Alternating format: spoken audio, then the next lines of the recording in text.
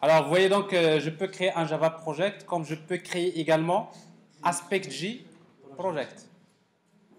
Alors, si vous créez un projet Java, à un moment donné, il faut lui ajouter la facette AspectJ. Si vous créez un AspectJ Project, donc vous avez déjà la facette.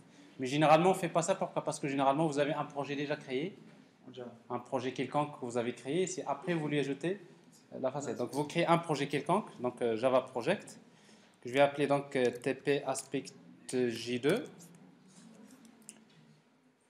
Alors, supposons que j'ai une application qui permet de gérer des comptes.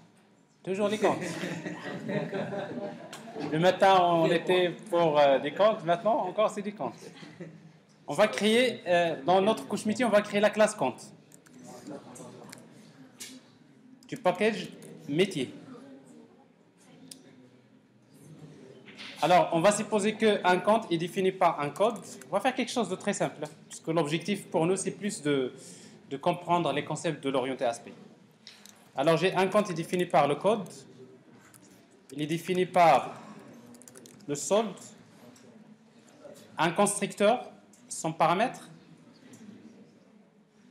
un constructeur avec paramètre, une méthode versée, verser un montant, par exemple. Alors, on va supposer que dans notre code métier, verser un montant, ça veut dire que le solde égale le solde plus MT. Une méthode retirée, pour retirer un montant du solde, on va mettre moins. Alors ici, supposons que quand on a créé la méthode retirée, on n'a pas fait le test. C'est-à-dire, on a oublié de le faire, n'est-ce pas? À un moment donné, on s'est rendu compte qu'on ne devrait pas faire ça. L'application, elle est déjà compilée, ça marche déjà. On ne veut pas changer le code source, on voudrait utiliser la programmation orientée aspect pour corriger, pour introduire la notion de la génération d'exceptions. Alors maintenant, on va essayer donc de générer les get et set. J'ai la méthode de getCode, setCode. J'ai la méthode getSold. J'ai également une méthode toString. Bon, vous avez une méthode très simple, classique, et je crée une application Java.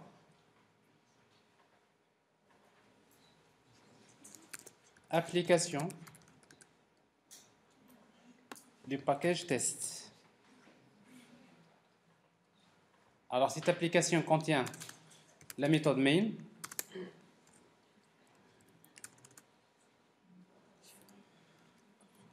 Alors, si vous voulez la méthode main, on va faire quelque chose de plus simple. On va créer un objet application et on va appeler la méthode initialisée.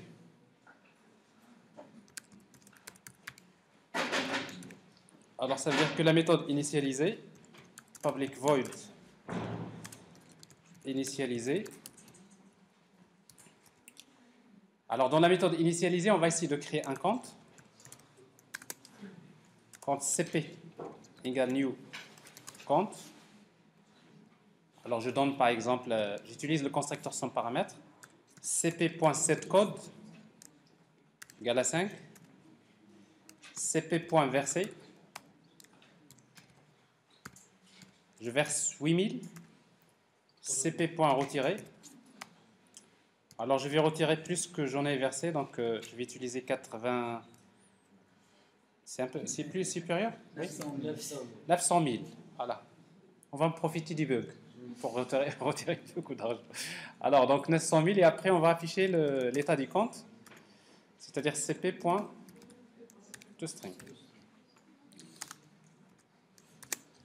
Alors, une application très simple, on va l'exécuter. Run Java application.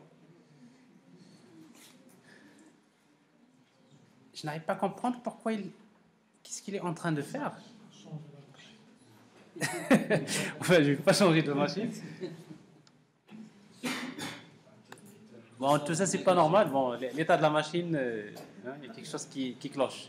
Mais ça n'a rien à voir avec la programmation orientée aspect. C'est-à-dire.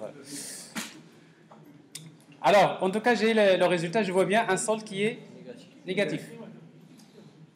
Alors, qu'est-ce que je vais faire? Donc, on va créer quelques exemples. Vous suivez? Supposons que l'application elle est créée, terminée. Après, on voudrait faire un aspect qui s'occupe de la journalisation. Supposons que je voudrais qu'au moment de l'exécution de l'application, je voudrais que tous les appels de méthode seront journalisés. Et en même temps, on voudrait afficher la durée d'exécution de chaque méthode. Alors, dans votre application, vous avez des milliers de classes, et des centaines de méthodes pour chaque classe, etc. Donc, vous avez beaucoup de méthodes. Et vous voulez que quand votre application s'exécute, on voudrait loguer quelque part la méthode telle a été appelée, à quel instant, voilà la durée d'exécution.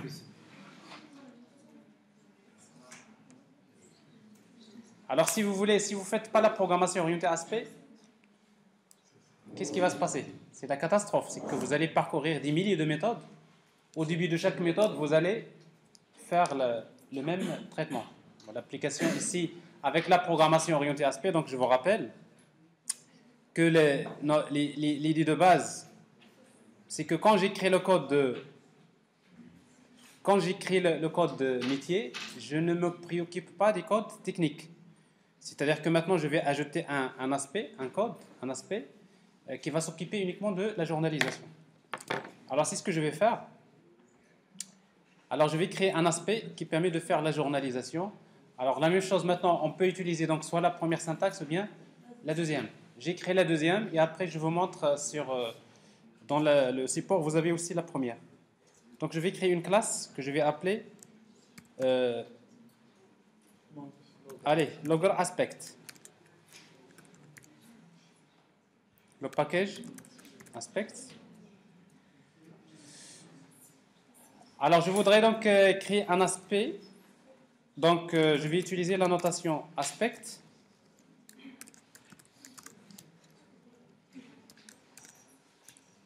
Alors, ça ne marche pas, pourquoi? Je n'ai pas la notation aspect. Voilà. Parce que ici, pour le moment, aspect.j n'est pas dans le classepad de notre projet, donc on va ajouter la facette convert to aspect.j project. Donc, comme ça, nous avons maintenant, vous avez GRE, le GDK, mais également vous avez aspect.j runtime, library. En fait, c'est un fichier .jar que vous trouverez déjà dans Eclipse. Parce que quand vous installez le plugin Eclipse, il l'ajoute dans Eclipse. Il y a la notation aspect. Alors, on va utiliser donc la journalisation. Si vous voulez, alors donnez-moi l'idée. On voudrait afficher le temps d'exécution de chaque méthode. On va créer tout d'abord le point 4. Alors, le point 4, comment l'écrire? Alors, ici, donc, on va utiliser une méthode void. On va l'appeler log. Comme ça. Alors, on va définir un point 4 qu'on va appeler log. Donc, on va utiliser la notation point 4. Alors, ici, donc, je voudrais le faire pour toutes les méthodes. Alors, toutes les méthodes, je ne suis pas obligé de savoir, etc. Donc, je peux faire un wildcard générique. Donc, tout d'abord, c'est call ou bien execution. Alors, ici, donc, tout à l'heure, j'ai utilisé execution. On va utiliser call et on va changer pour faire la différence. Au moment de l'appel, de quelle méthode, quel que soit le type retourné, quel que soit le package, quelle que soit la classe, quelle que soit la méthode, quel que soit les paramètres. Alors ça, vous êtes tranquille parce que vous avez pris en fait, le tisseur d'aspect, il va couper partout. Là où il y a appel de méthode, il va faire une coupure. Vous allez le faire fatiguer si vous voulez.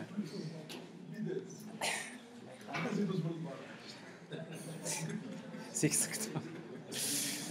Alors, après, on va utiliser donc before. Alors, c'est-à-dire que si vous voulez calculer la durée d'exécution de la méthode, vous avez en fait, il y a les deux cas. Soit vous mettez before. Alors, before, on va afficher un message, mais on va retenir le temps. After, on va retenir le temps système, et après, on va faire la différence. Donc, ça veut dire que notre aspect il a besoin de deux variables. Long, T1, et T2. Alors, ici donc, public void avant et après.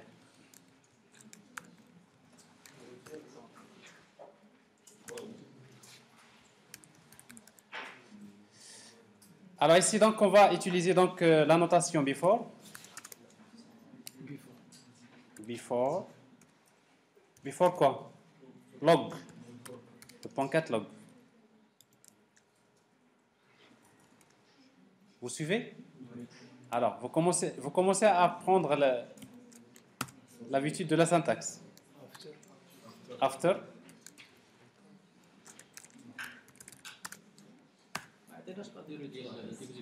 Ben, on va le faire maintenant. Ben, justement, c'est ce qu'on va faire ici.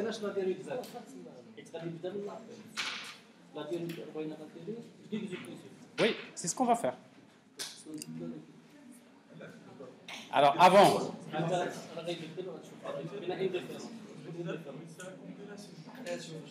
Bon, s'il vous plaît, s'il vous plaît.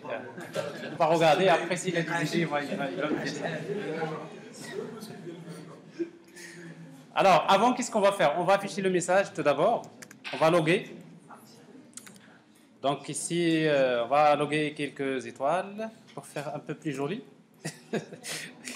C'est pas Angular, c'est pas Bootstrap. Alors system.out.print avant.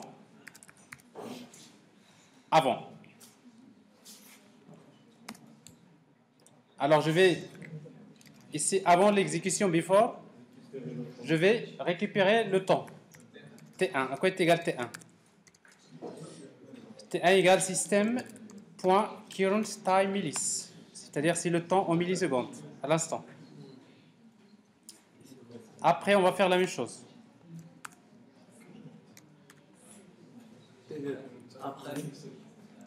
Après.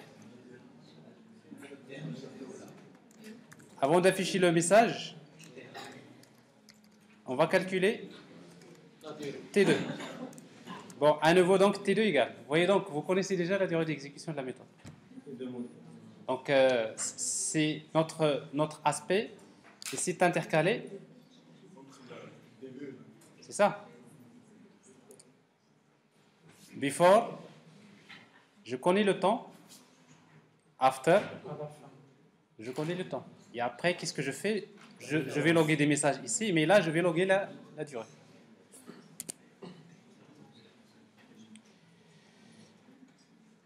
Donc, qu'est-ce qu'on va afficher? Donc, la durée, ici, system.out.print, la durée d'exécution de la méthode, égale, c'est T2 moins T1. Mais là, la méthode ne fait pas beaucoup de choses. Ne soyez pas étonnés si vous voyez 0 dans la durée, parce que c'est tellement rapide, c'est en millisecondes. Donc, en principe, si vous avez une méthode qui fait des traitements, ça devrait être supérieur à 0 millisecondes. Alors, ici, donc, on voit déjà qu'il est bien matché. Ici. Après. Si on peut faire un temporisateur. Oui, on va faire un temporisateur dans la méthode si vous voulez un peu afficher quelque chose de correct. Alors, on regarde un peu ce qui se passe maintenant au niveau de l'application. Regardez. Alors, c'est un peu différent que tout à l'heure. Vous voyez la différence entre execution et call. Vous voyez donc les coupures. Donc, chaque appel, ici j'appelle la méthode set, j'appelle la méthode verser, j'appelle la méthode retirer. Vous voyez donc l'aspect, il va s'introduire dans chaque avant et après. Alors, chaque flèche, vous trouverez deux aspects de code advice, before, after. Alors, si j'exécute, alors je vais avoir le message ici à la fin toString, mais en même temps, alors je vois ici, bon, 0 c'est... Mais en tout cas, si vous exécutez, si vous faites un petit temporisateur, ça devrait bien marcher. Alors, vous voulez le faire, le temporisateur? Mais temporisateur, avant, après, oui. On va faire ici, par exemple, dans la méthode, on va supposer que le versement va prendre un peu plus de temps. Qu'est-ce qu'on va faire? Le verse. C'est verse. C'est la même chose. On veut juste voir. Alors, thread.sleep. 3000 millisecondes. Ça, vous faites sleep et vous aurez besoin de faire un try catch. Bon, ça veut dire que je fais le traitement, mais j'attends combien de 3 secondes. Alors, j'exécute l'application.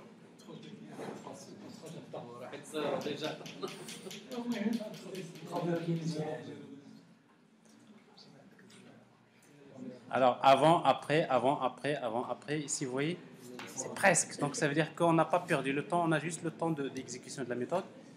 Vous avez la durée, c'est 3 secondes. Mais le problème maintenant, c'est que, regardez, le problème, c'est qu'on voit avant, après, mais on ne voit pas le nom de la méthode. N'est-ce pas? Alors maintenant, on a besoin de loguer également le nom de la méthode. Alors, qu'est-ce qu'on va faire? C'est pas compliqué. En fait, avec AspectJ, vous avez ce qu'on appelle les objets intrinsèques. C'est les objets de AspectJ qu'il va injecter. Alors, le premier, c'est joint point. C'est le point de jointure. Alors, dans chaque méthode, vous déclarez joint point. On va le faire ici, la même chose.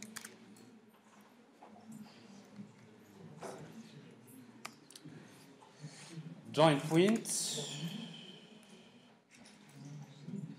Alors, si vous voulez, vous pouvez l'appeler this joint point. This joint point. En fait, la variable, vous l'appelez comme vous voulez. Alors, pourquoi je l'appelle this joint point? Parce que si vous utilisez la première syntaxe, l'objet, il s'appelle déjà par défaut this joint point. Donc, maintenant, avec cet objet-là, joint point, qu'est-ce qu'on va faire? On veut afficher le nom de la méthode. Avec cet objet-là, on peut récupérer plein de choses. Par exemple, ici, la méthode. Alors ici, donc, vous écrivez thisJointPoint.get. Le type c'est-à-dire de code advice, wash call ou execution et tout ça. Mais vous trouverez la signature, get signature. Alors la signature, donc, ça veut dire que je récupère la signature de la méthode. Après, alors je n'ai plus besoin maintenant dans après de mettre la signature parce qu'il va s'afficher une seule fois avant et après. Alors là, vous êtes tranquille, c'est que vous n'avez pas passé beaucoup de temps pour faire la journalisation. C'est que vous avez déjà terminé l'application, vous dites maintenant je vais créer un aspect qui va s'occuper de faire la journalisation. Et du coup, donc, qu'est-ce que vous allez avoir ici? Je vois quelque chose d'intéressant. Il vous dit que la méthode ici qui est appelée, c'est initialiser. Avant. La méthode ici, setCode.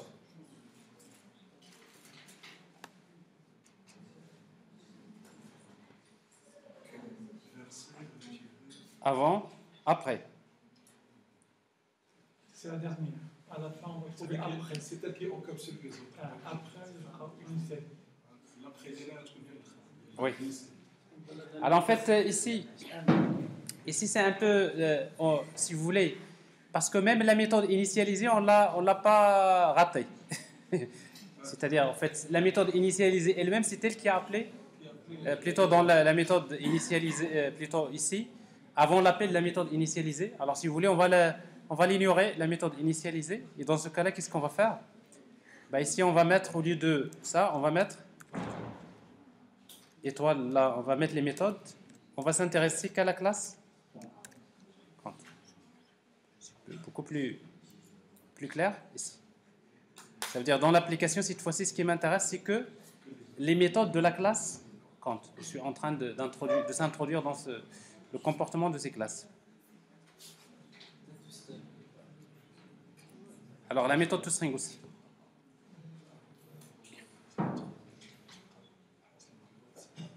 Vous commencez à avoir l'intérêt? Alors, on y arrive. Alors, on a encore, vous voyez donc les méthodes.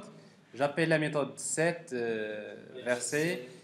j'ai appelé la méthode retirer et après j'ai appelé la méthode toString. Vous êtes en train de journaliser donc la trace de votre application. Et s'il y a un problème quelque part d'exécution, je vois bien qu'une méthode, ça prend beaucoup de temps. Et si ça prend beaucoup de temps, je commence à faire un point d'interrogation au niveau des performances, pourquoi ça traîne, pourquoi, etc. etc. Alors, pour ne pas afficher avec system.out.println, on peut utiliser donc un log, un système de log pour loguer. Alors, on va faire plus simple, on va utiliser logger de java.util. Log égale logger.getLogger et on va spécifier le nom à partir de lequel on est en train de loguer. On va utiliser this.class getClass.getName. C'est-à-dire je suis en train de loguer à partir de la classe logger aspect. Alors pour ne pas faire system.out.println, on va utiliser log.info.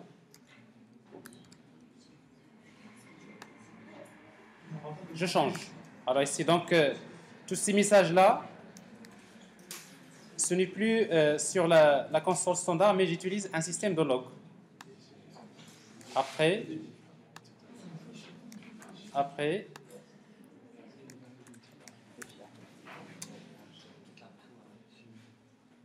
alors si on exécute l'application, on va voir cette fois-ci une différence entre le code métier et le code relatif à l'aspect. Alors vous voyez donc tout ce qui est log, c'est en rouge, n'est-ce pas? Alors, sauf que ici, à chaque log, qu'est-ce que j'ai? J'ai la date, j'ai à partir de quelle classe je suis en train de loguer. Mais en même temps, je vois quelque part la durée d'exécution de la méthode. C'est ce qui nous intéresse. Il devrait être là. Avant, après, et après, avant, après. Elle est là. Et pour les autres, il n'est pas là? Ah, d'accord. Elle est là. Je n'ai pas vu. Donc ça, c'est la durée d'exécution de chaque méthode. Et je vois ici, donc ça, c'est l'application. C'est le seul message qu'on affiche au niveau de l'application. Alors en principe, tout ce code-là, on va le loguer dans un fichier quelque part. C'est bien sûr l'idée de la journalisation.